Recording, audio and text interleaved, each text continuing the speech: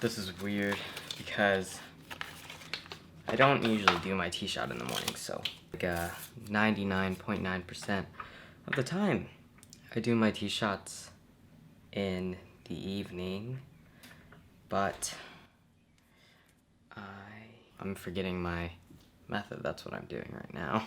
But I work really late tonight, and in order to have this video edited and shot by tomorrow for upload, I'm doing my shot at this moment at 7:09 a.m. So one of the main reasons why I decided not to return to college is because college life is not, the environment's not a healthy environment for me, not mentally healthy, and that's for a multitude of reasons.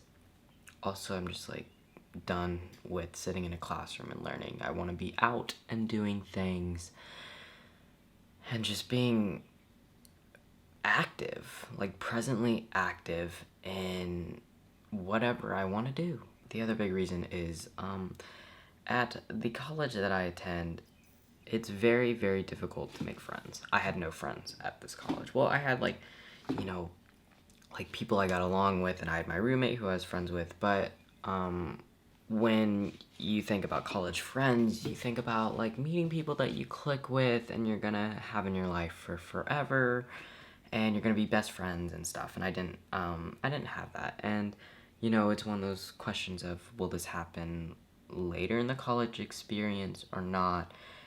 And seeing and learning from other people who have gone to Columbia is you never really make those college friends that you do anywhere else. It's all just like a working relationship.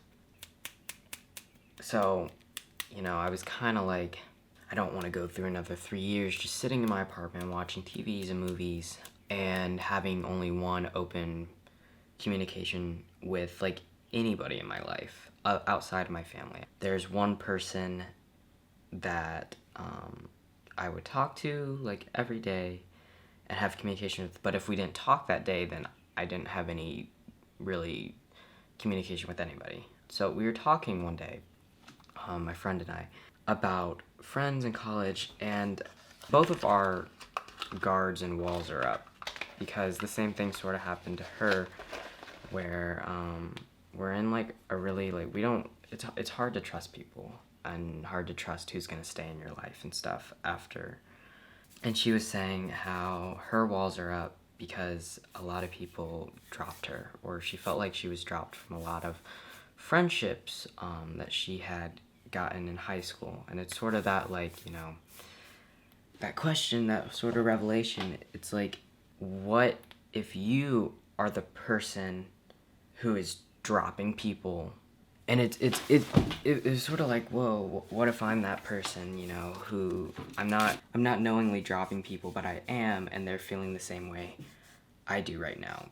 And what I mean by dropping people is just all of a sudden, like, you stop talking to them and everything. And I like to think I'm not that person, but I did stop talking to a lot of people. But it's very much that two-way street where if they don't show interest in talking to me, or I don't feel like I can have a worthwhile conversation or keep up a conversation with them, I'm not going to talk to them, because if it feels dead every time we talk, when I reach out, it feels like I'm bothering them.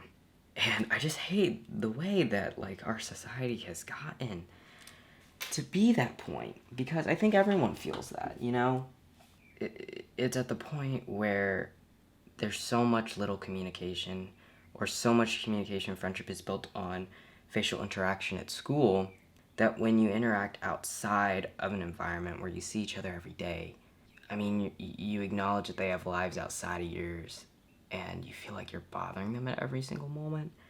And I hate that, because the biggest thing is I have people I care about, and people I love, and people I talk to still. But I don't talk to them like I talk to my best friend. It's very much we're gonna press pause and resume when you're back in town, or resume when you reach out to me, or resume when we're in the same environment. but in order to do that, we have to start off every conversation with small talk, and it's like, I hate that. I don't want friendships that I have to press pause on. I want us to be a part of each other's lives and in our thoughts. Like, it's hard. So like, am I the person who has been dropped by everyone I know because I feel like we don't have the relationship where we can just talk and I can just say whatever I want and not feel weird about it or have to think about it? Or am I the person who is on the other side of that, and do you feel like I dropped you out of the friendship? It's almost like there shouldn't be a one-sided blame, but it really feels that way.